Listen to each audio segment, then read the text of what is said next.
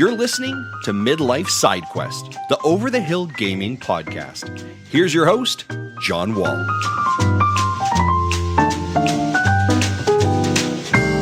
Anybody who knows me knows that there are two things that I love in life: video games and food.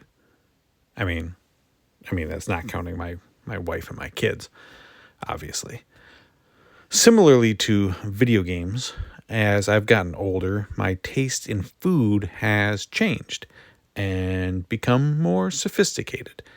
Last weekend, after taking my family to the ballet, we went out to a really nice dinner, and I finally got the guts to try a food I've been wanting to try for a long time: escargot. Yes, snails. Snails in garlic butter. And you know what? It was kind of delicious. I kind of loved it. I love to try new foods, especially when traveling. From halibut in Alaska to mussels in the south of France to the best hamburger I've ever had in my life, the Prez Burger in Washington, D.C. So I've been working on a bucket list, specifically for foods I want to try in my lifetime. Does that make me old that I'm making a bucket list? Things like a slice of New York pizza, sushi in Japan, or lobster in Maine.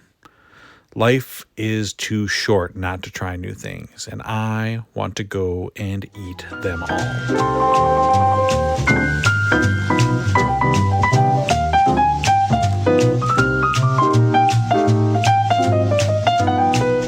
Sometimes you see an upcoming game and think that it looks super interesting, but when you finally get your hands on it, it doesn't live up to your expectations, or it just doesn't vibe with you for whatever reason.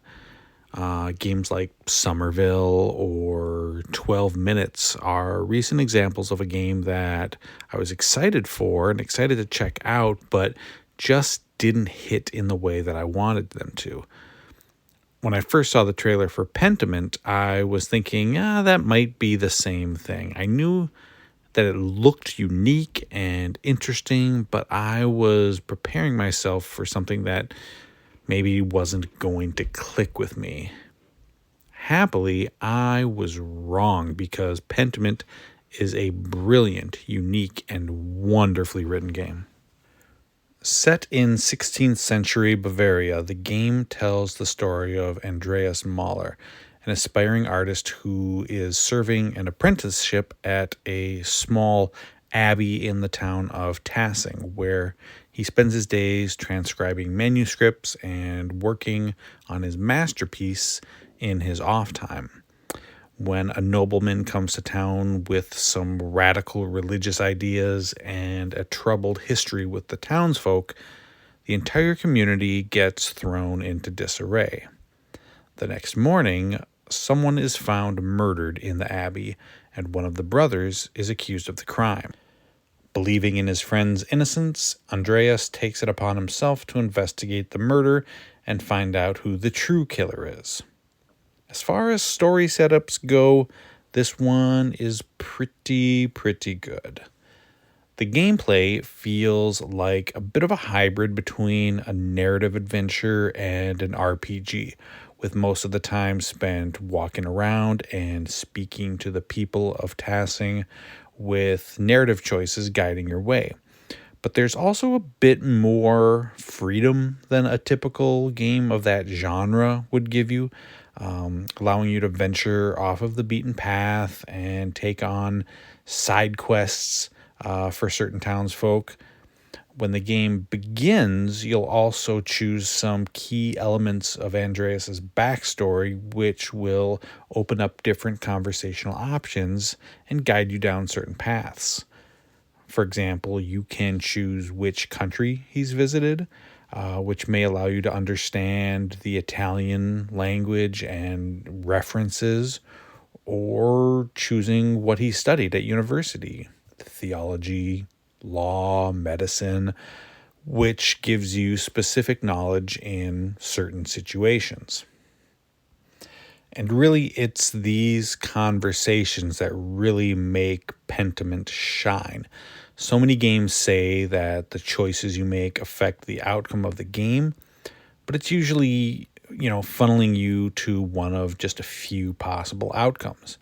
In Pentiment, I got the impression that the choices that I made carved out a truly unique narrative that went down a different path every few minutes. When speaking with someone you suspect might be involved in the murder, do you take an aggressive tone to try and force the information out of them, or play it nice and hope that they volunteer that information?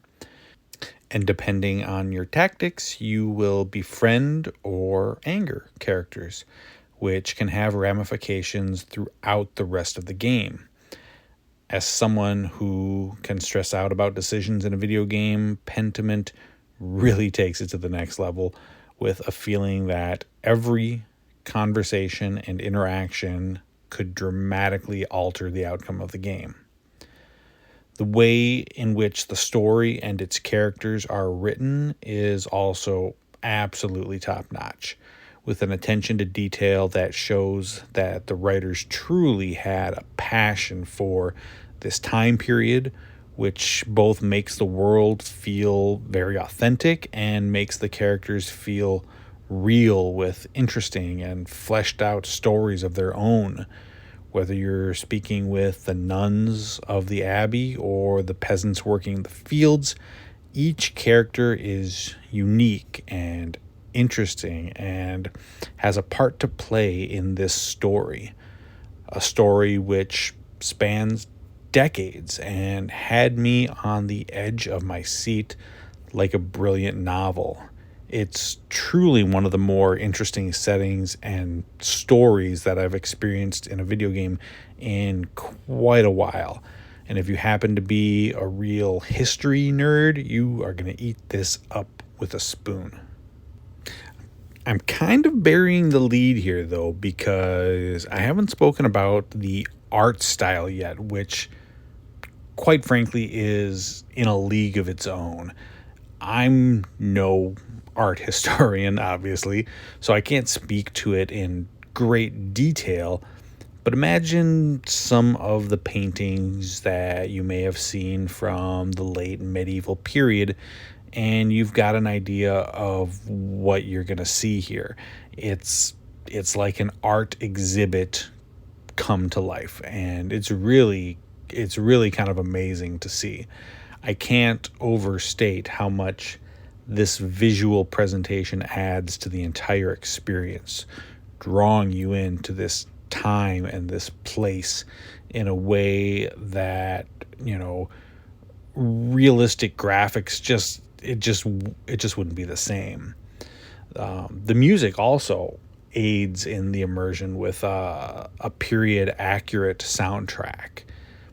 I really hope that the design team at Obsidian gets the kudos that they deserve, because it's really quite an accomplishment. All of that is in service, though, of ultimately what is just one hell of a story. The setting, the characters, and the writing are all masterfully done. It's the video game equivalent of a page turner. I couldn't wait to get back home from work each day to play and see what was going to happen next. And the payoff is tremendous, with a touching and satisfying final act. Ultimately, Pentiment is a game about time. As you try to piece together clues to solve the mystery, you realize that, like in life, there just isn't enough time to do everything that you need to do. It's about how time can pass us by in the blink of an eye, and how time can be cruel, but it can also heal some wounds. And ultimately, how time keeps moving. You cannot go back and undo the decisions that you've made. You need to find ways to just keep moving forward. And time will keep moving. even after we're long gone. Pentiment holds a special place for me alongside games like Firewatch and Outer Wilds, games that go beyond the usual video game fare and tell a beautiful story that touches on themes that will stick with you long after the credits roll. I do completely understand how some people might bounce off of this game. I've seen a lot of people say that they've tried it and just couldn't get into it. I get that. You know, the subject matter and the gameplay won't be for everybody. It's a lot of reading. There's no voice acting, so you got to be okay with that. But if what I've talked about so far piques your interest at all, I highly, highly recommend you give it a shot if you have the time.